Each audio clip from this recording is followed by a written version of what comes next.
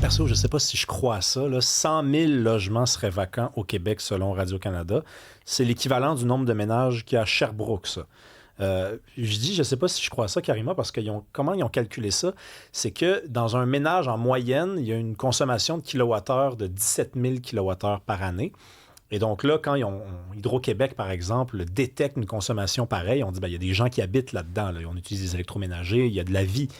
Mais dans 100 000 logements au Québec, il y aurait une consommation de seulement 1000 kWh. Et ça, c'est l'équivalent d'une plainte qu'on fait fonctionner, une plainte de chauffage qu'on fait fonctionner à l'année, histoire que les tuyaux ne pètent pas durant l'hiver puis qu'on puisse continuer d'assurer le logement.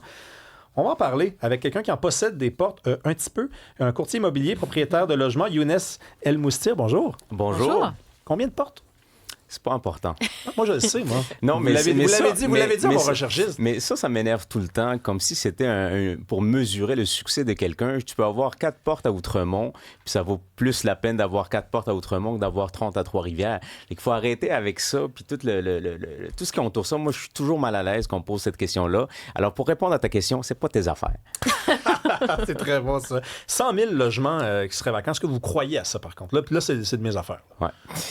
Là, il y a une méthodologie qui a été utilisée. Il faut faire attention parce qu'il y a beaucoup de logements qui sont en transition, surtout à ce moment-là de l'année. Ça arrive souvent quand un locataire quitte, qu'il y a 1 mois, 2 mois, même 3 mois que le logement est vide. Il y a aussi des cas de succession que le logement est vide. Il y a des gens qui ont un pied à terre. Il y a des gens qui sont tout simplement en voyage. Donc, il faut voir à quelle période le calcul a été fait pour avoir...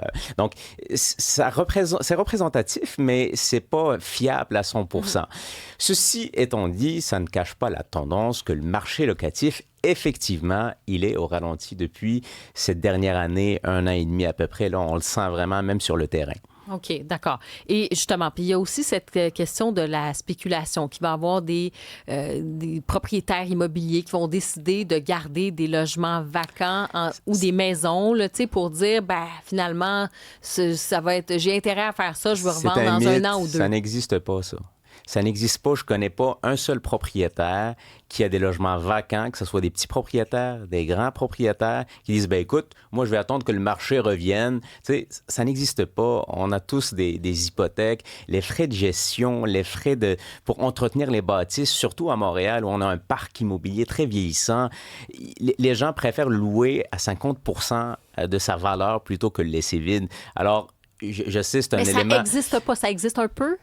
Ça doit exister, mais ça doit être vraiment anecdotique. C'est pas la réalité, là. C'est pas ce que je vois, c'est pas ce que je vis personnellement. Ça doit être vraiment, vraiment très, très anecdotique. En même temps, je vais vous talonner un peu là-dessus, parce que si je suis un propriétaire, mon logement est vacant, et que vous me dites, là, la logique voudrait que je sois prêt à le louer à 50 %, je ne sais pas, parce que si je fais signer un bail à 50 %, après, c'est à partir de ce prix-là là, que je suis obligé d'évoluer la tarification de mon logement. Fait que je suis peut-être mieux, effectivement, de faire des travaux tranquillement, puis à un moment donné, de le louer au prix que je veux. Puis ensuite, c'est ça, tous les locataires qui vont se succéder, ils vont partir de ce prix-là. T'as raison de penser ça. T'as raison de penser ça, mais ce qu'on oublie, c'est que 95% des propriétaires, c'est des petits propriétaires qui ont un duplex, triplex, quadruplex ici et là. C'est pas des grosses corporations. Et ces petits propriétaires-là, je vous le dis, je l'ai vécu dans le passé où il y a eu des périodes où j'avais un besoin en liquidité qui était très important. Et je viens de refaire une toiture, ça m'a coûté 50 000 $. Fait que on ne peut pas se permettre d'avoir des logements vacants où il faut vraiment qu'il y ait un revenu pour pouvoir supporter l'entretien, les taxes, les assurances aussi. Donc, c'est facile pour quelqu'un de l'extérieur d'avoir ce raisonnement-là, mais quand tu le vis à l'intérieur, surtout avec les travaux, le coût des matériaux, on réalise très rapidement que c'est rentable de le louer. Même à rabais, il faut le louer absolument. OK. Vous qui vous promenez, vous voyez ça beaucoup sur le terrain. Quand on pense, par exemple, à la grande région de Montréal, mais pas que, est-ce qu'il y a beaucoup de taudis, là, des logements peut-être qui sont dans des états très, très délabrés aujourd'hui, qui sont disponibles? Est-ce que vous voyez ça sur le terrain aussi? Malheureusement, oui.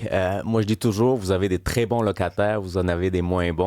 Vous avez des très bons propriétaires, vous en avez des moins bons. Il y a des propriétaires, malheureusement, qui n'ont pas les moyens d'acheter des blocs parce qu'ils achètent. achètent, mais ils n'ont pas les moyens de les entretenir.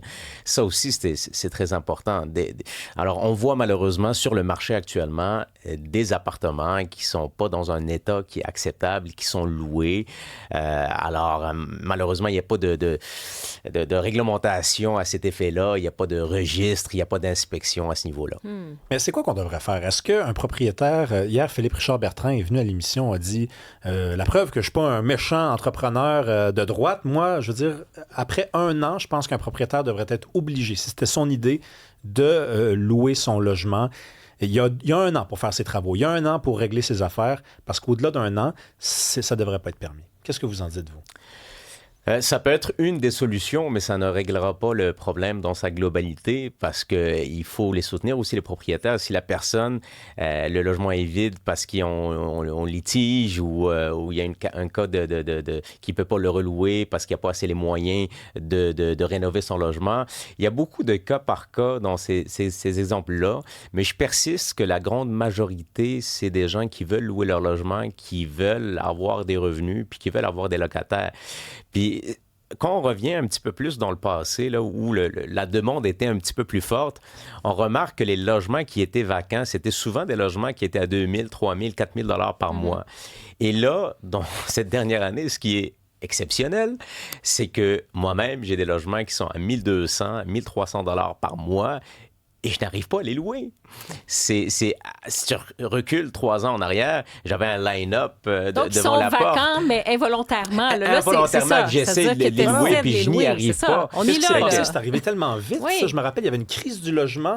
Moi, je visitais des appartements, on était 25 en file. Puis là, tu te mettais beau, tu arrivais là, tu te mettais du fil en bouche, il fallait que tu sois alléchant. Puis là, aujourd'hui, pour nous autres. Puis là, c'est rendu complètement le contraire. Exactement, c'est rendu... Moi, selon moi, les causes justement de ce manque de demande, c'est surtout l'immigration.